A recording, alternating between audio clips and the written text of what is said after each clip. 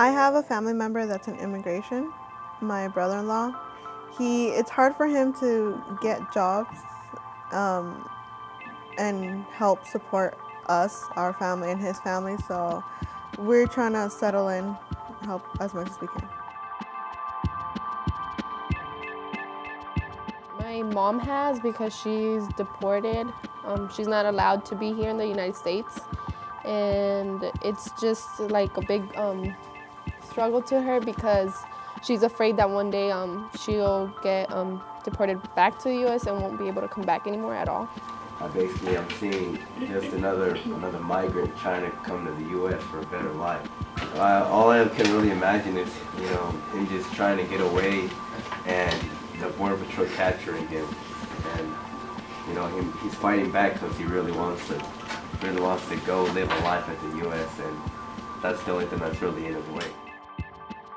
The experience of an immigrant crossing the border varies. It's very challenging. They cross through the desert and tragically die out there because of lack of water. They drown because of too much water when they're trying to cross through the Pacific. They freeze as they're crossing in the mountains because people try to cross through the Rumorosa, which is over between Tecate and Mexicali. Like nobody's paying attention to what happened to them and how they died. Okay, but the way they present themselves. Were they jeopardizing their job as a person?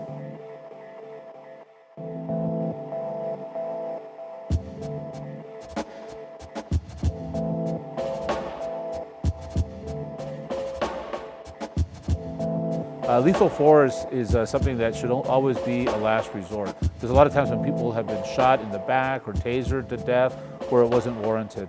And I believe those officers should be punished to the highest extent of the law.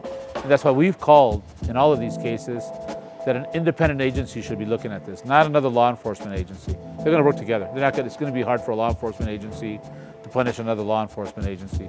But if you have an independent agency like Human Rights Watch or Derechos Humanos in Mexico, that should be looking at these cases of lethal force. The dozen Border Patrol agents were around him. It's not even but the cruelty anymore. It was the disrespect that they had for him when they pulled off his pants and they started tasering him more. And you can clearly tell that he wasn't trying. From him saying he was resisting.